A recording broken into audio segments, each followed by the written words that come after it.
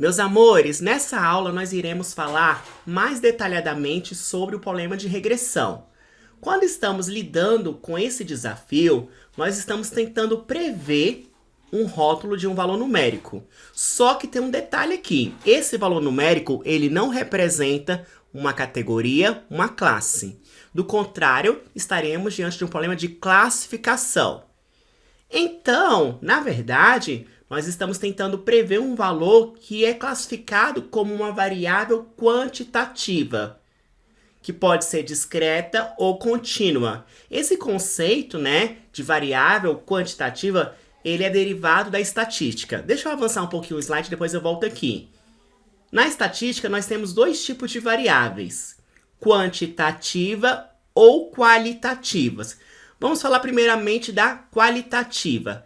A qualitativa é chamada também de categórica e ela representa uma característica, uma classe. Aí ela pode ser nominal ou ordinal. Nominal quando não é essa classe que está representando, não existe uma ordem natural. E ordinal, conforme o próprio nome sugere, quando existe uma ordem. Deixa eu exemplificar. Se eu pego, por exemplo, o sexo de uma pessoa, o sexo representa uma característica de um indivíduo, representa a característica de gênero, ou é masculino ou é feminino. Como ela representa uma variável que representa uma característica, ela vai ser chamada de qualitativa. E agora, seria nominal ou ordinal? Perceba que não existe uma ordem, uma hierarquia entre masculino ou feminino. Então, sexo, neste caso, é uma variável qualitativa nominal. Você pode chamar também de variável qualitativa, aliás, variável categórica nominal, beleza? Agora, se eu estiver falando, por exemplo, do grau de escolaridade que uma pessoa tem, ela pode ter o ensino médio, ensino superior, pós-graduação, mestrado e doutorado. Perceba que existe uma ordem entre esses itens. Primeiro, para ter um ensino superior, obrigatoriamente ela precisa ter um ensino médio.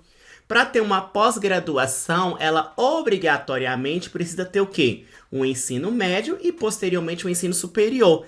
E para chegar no doutorado, por exemplo, precisa ter todos os itens anteriores, Primeiro vem o ensino médio, depois o ensino superior, pós-graduação, mestrado e, finalmente, doutorado. Então, perceba que, naturalmente, existe uma ordem entre os itens, Essa ordem é referente à semântica, ao sentido mesmo, Aquilo que aquela variável está representando.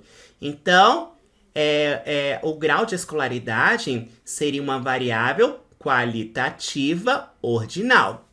Agora, se eu falo, por exemplo, cor dos olhos. Uma pessoa pode ter olhos azuis, castanhos, verdes ou pretos. Perceba que representa a característica de um indivíduo, Neste caso, literalmente a cor do olho, Representa uma característica física. E não existe uma ordem entre as categorias, uma hierarquia. Então, é considerado uma variável qualitativa nominal. Beleza?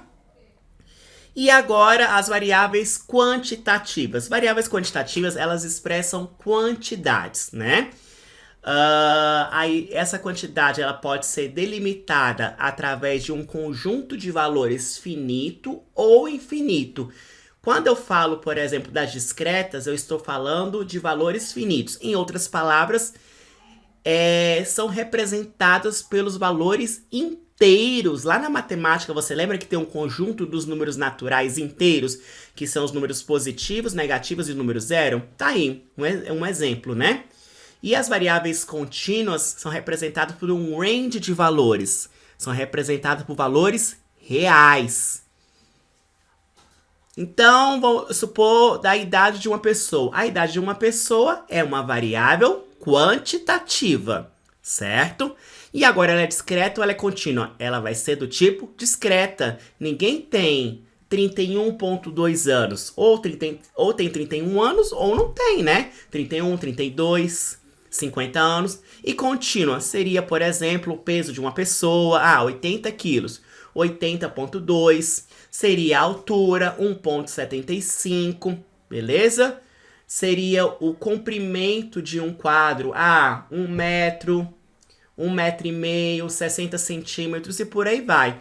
Então, quando eu estou falando de um problema de regressão, o rótulo que eu quero prever trata-se de uma variável quantitativa, independente se ela é discreta ou contínua. E quando eu estou falando de um problema de classificação, né, eu estou tentando prever um rótulo cuja variável é qualitativa ou categórica, independente se é nominal ou ordinal, beleza?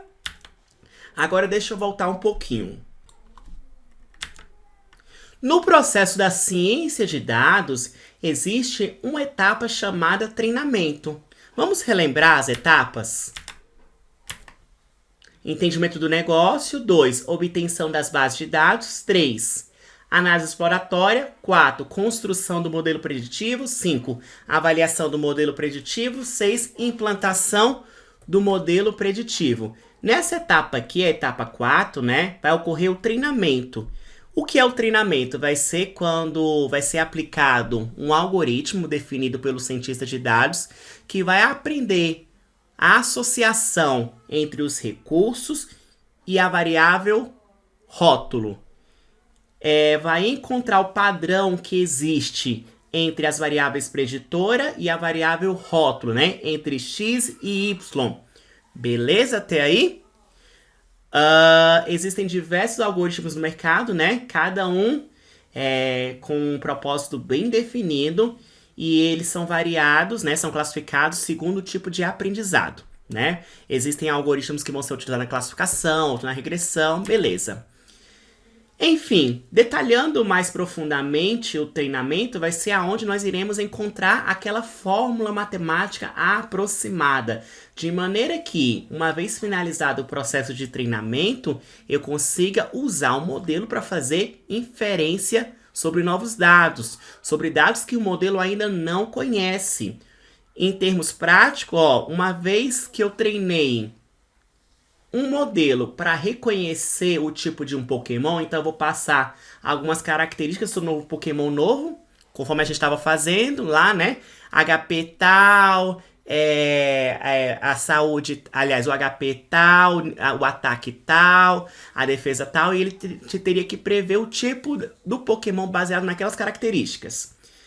Bem, detalhando mais o processo de treinamento, vai ocorrer as seguintes etapas. Primeiramente, o conjunto de dados vai ser dividido em treino e validação. Ou você pode chamar também de treino e validação. Ou seja, o meu conjunto de dados vai ser subdividido em dois conjuntos menores. Um para treino e outro para teste. Treino, que vai ser utilizado de fato para que ele encontre a associação entre o seu X, né, e seu Y aqui. E teste para que uma vez que o modelo seja treinado, você faça a avaliação para saber se ele acertou ou se ele errou, beleza? Você vai usar a maior parte dos seus dados para treino e uma pequena parte para validação. Em geral, você usa 70% dos dados para treino e 30% para teste. Só que isso não é regra, beleza? Então, olha só, eu separei o meu conjunto de dados em dois menores, um para treino e outro para teste. Ó, perceba que o de treino está indo para cá, né? Aqui eu vou aplicar um algoritmo específico. Existem diversos algoritmos, como por exemplo, regressão linear, árvore de decisão, floresta aleatória, por aí vai. O terceiro passo, uma vez que o modelo foi treinado, você vai pegar esse modelo e vai fazer previsão com novos dados. E ao final você vai comparar os dados que ele previu e os dados originais. E você vai contabilizar os acertos e principalmente os erros, né? Você vai avaliar o modelo. Essa etapa 4 aqui seria a avaliação do modelo, para saber se o modelo está desempenhando um bom papel ou não, se ele tem um bom desempenho ou não. Caso ele não tenha um bom desempenho, volta-se então e faz novamente o retreino do modelo, né? Pega-se novos dados, aplica o algoritmo e faz as previsões e avalia novamente. Esse processo aqui, ele é interativo. Quer dizer, perceba que eu falei iterativo e não interativo. Interativo que interage com o usuário. Iterativo quer dizer que vai ter repetição. Beleza? Ó, perceba que na etapa 3 aqui, eu tô pegando os conjuntos de dados que foram gerados. Aliás, eu tô pegando o modelo, fazendo previsões, né? Com o modelo que foi treinado. E eu tô pegando os dados originais para fazer uma comparação. Porque assim, eu tenho que separar esse conjunto de teste? Sim. Porque como é que eu vou saber se ele acertou ou se ele errou? Eu preciso comparar o original, né? O original com a previsão. Ah, se lá naquele problema lá do Pokémon, se para a primeira linha o Pokémon deveria ser grama e ele disse que era venenoso, quer dizer que ele errou. Se o outro Pokémon deveria ser venenoso e ele disse que era venenoso, quer dizer que ele acertou. Beleza? Então, vou dar um exemplo bem prático aqui com vocês, né? Sem código. Primeiro, vocês precisam entender o conceito, né? O código é a ferramenta. Aqui é o mais simples de ser executado, beleza, gente? Não se preocupa muito com o código agora, se preocupa com a teoria, né? É igual você fazer um bolo. Vamos dizer que o bolo é o nosso modelo de machine learning. E o código, né, é a ferramenta, é o liquidificador. Adianta você ir direto pro liquidificador, né? Direto pro código, sem saber a receita. A receita é a teoria. É você entender o que é uma regressão, quando você vai utilizar, entender um pouco de estatística. Então, foque muito bem na parte teórica. A ferramenta é o que menos interessa aqui, beleza? Então, olha só. Suponha que eu queira prever as vendas de sorvete para auxiliar uma sorveteria. E eu vou utilizar apenas uma única variável. Eu vou utilizar a temperatura, né? Baseado na temperatura. E foram coletados alguns dados, né? Então você tem os dados de temperatura e as vendas de sorvete associadas. Então, por exemplo, né? A temperatura seria o nosso X e as vendas de sorvete seria o nosso Y. A temperatura seria os nossos recursos e a venda de sorvete seria o nosso rótulo. Na vida real, a gente vai utilizar mais de uma variável preditora, mais de um recurso. Aqui só para exemplificar, eu estou apenas usando uma, né? Mas o conceito também vale para 2, para 3, para 4, enfim, não importa quantas, beleza? Então, olha só os dados que foram coletados. Então, com a temperatura 51, vendeu um sorvete. Com a temperatura 52, vendeu 0. Com a temperatura 67, vendeu 14. 65 vendeu 14. 70 vendeu 23 e por aí vai, beleza? E agora eu quero fazer construir um modelo utilizando uma regressão. Então eu vou separar uma parte do conjunto para treino, isso aqui, né? Vamos dizer 70% dos dados vão ser usados para treino e o resto para teste, ou seja, 30%. Então os dados de treinamento foram esses aqui, ó. Com a temperatura 51, a venda de sorvete foi 1. Com a temperatura 65, a venda de sorvete foi 14. Com a temperatura 69, foram 20 e assim por diante. Para facilitar a relação que existe entre x e y, porque de fato existe uma relação, eu poderia construir um gráfico de linha, né? E plotar.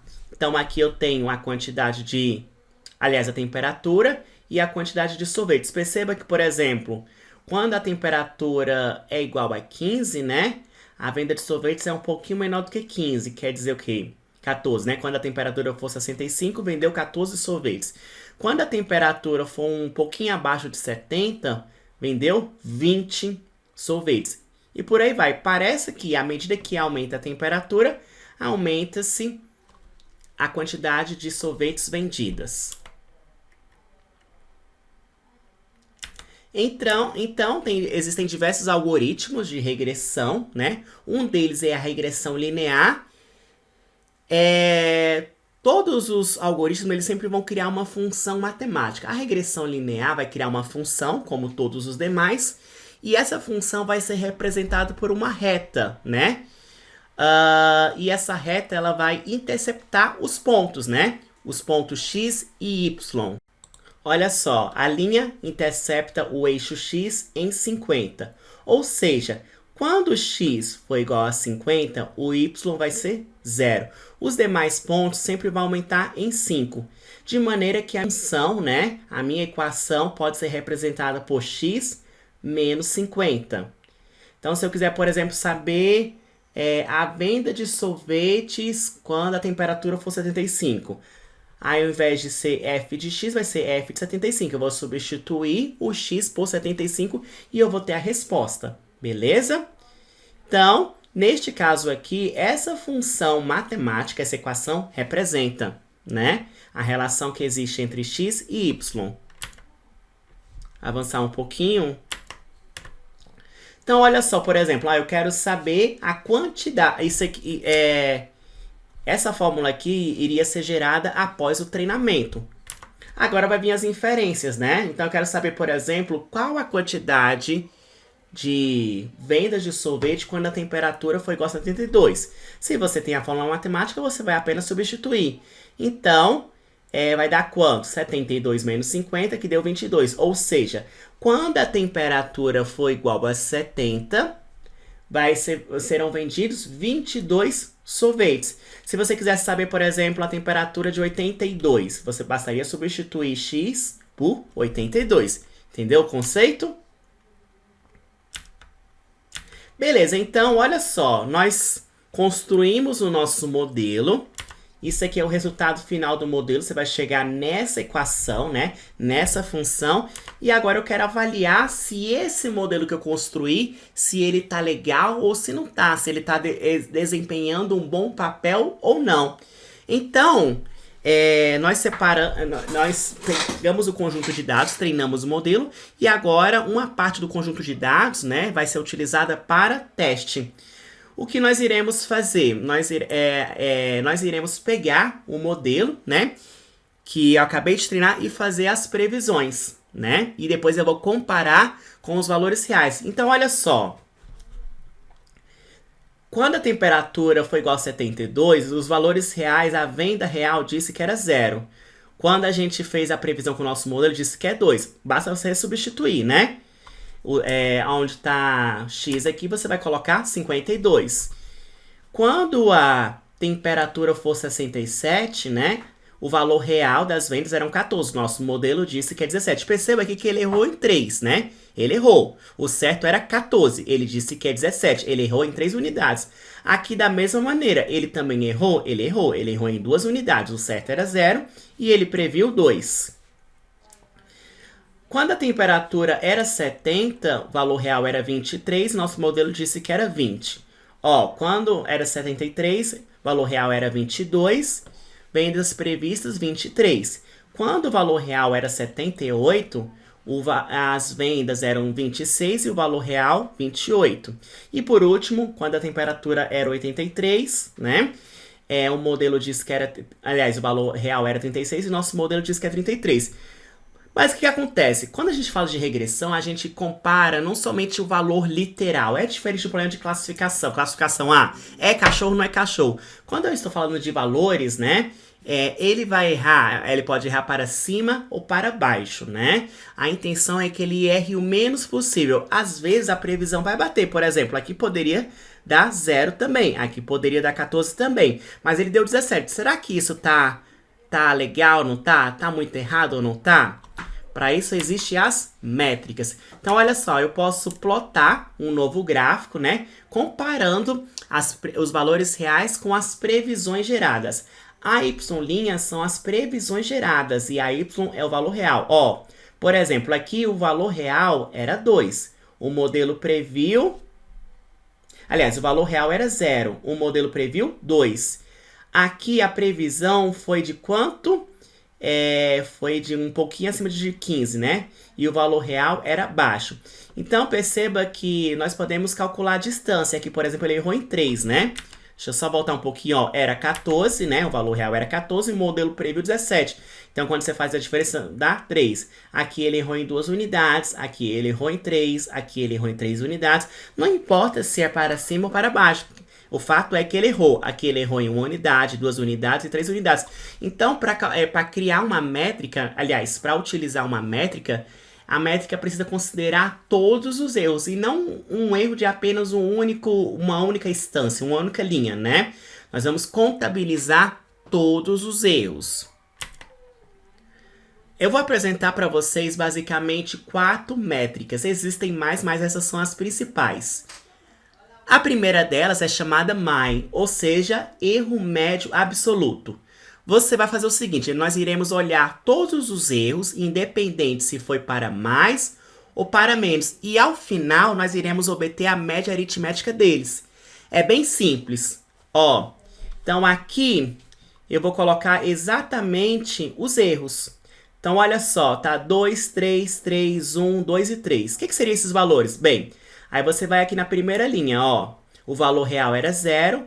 O valor previsto era 2. Então, o modelo errou em 2 unidades. Então, vou colocar o valor 2 aqui. No segundo, era 14, o valor real. Ele previu 17, então ele errou em 3. Vou colocar 3 aqui. Aqui era 23, o valor real era 20, ele errou em 3. Então, vou colocar os erros, né, as diferenças. E no final, eu vou fazer uma média aritmética. Então, dá 2 mais 3 mais 1 mais 2. Aliás, 2 mais 3 mais 3 mais 1 mais 2 mais 3. Tudo isso dividido por 6, né? Soma-se primeiro e divide depois. Então, isso aqui deu 14 dividido por 6, que deu 2,33. Note que enquanto menor esse valor, melhor. Quer dizer que o modelo está errando. Está tendo um erro médio absoluto de 2,33. Outra métrica que existe é chamada EQR. O que é EQR? É o erro quadrado médio, né? Às vezes, é melhor você ter um modelo que erre em uma quantidade menor, né? Do que um modelo que produz poucos erros, só que ele erra em uma escala muito grande de valores. Por exemplo, ao invés de ser 10, ele fala que é 10.000, né? Só que você tem um modelo que erra em apenas 2 exemplos, em 2 instâncias. No primeiro e no segundo registro. Só que no primeiro era 10, ele falou que era 10.000. No segundo era 11, ele falou que era 50.000. Esse modelo tá péssimo. Mesmo tendo uma quantidade pouca de erros, né? Mas a escala dos erros, a dimensão dos erros está muito alta. Então, você vai usar essa métrica na forma de amplificar os erros maiores, né?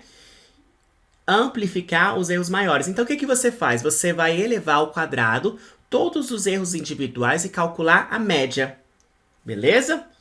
Então, olha só. Esse aqui era o valor original, né, dos erros, né? Você vai pegar cada um deles, elevar ao quadrado. Então, 2 ao quadrado dá 4, 3 ao quadrado dá 9 e por aí vai. No final, você vai calcular a média. Isso dá 36 dividido por 6, que no final dá 6. Beleza? Então, você pode olhar tanto essa métrica como essa aqui, né? Essa aqui, ela vai escancarar melhor quando você tem os erros, só que numa escala grande de valores, né? Por exemplo, era 50, o modelo previu 1.000. É interessante essa métrica, beleza?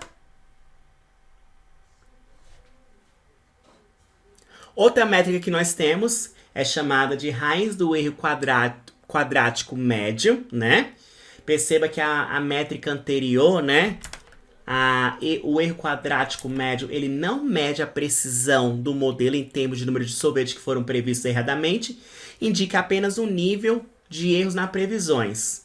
Se a gente quiser medir de fato em relação ao número de sorvetes, então a gente tem que tirar a raiz quadrada da métrica anterior, do erro quadrático médio. Então, bastaria você fazer a raiz de 6, né? A raiz de 6, que dá 2,45.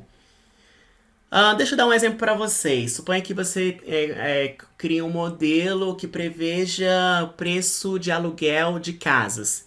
E se seu modelo está dando um RMSE, ou seja, uma raiz do erro quadrático médio de 50.000, quer dizer que o modelo está errando, em média, 50.000 nos preços da casa. Não importa se é para mais ou para menos.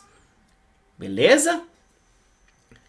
E por último, existe uma chamada coeficiente de determinação, chamada também de R2, que é um valor que varia entre 0 e 1. Quanto maior, melhor, ou seja, quanto mais próximo de 1, melhor é.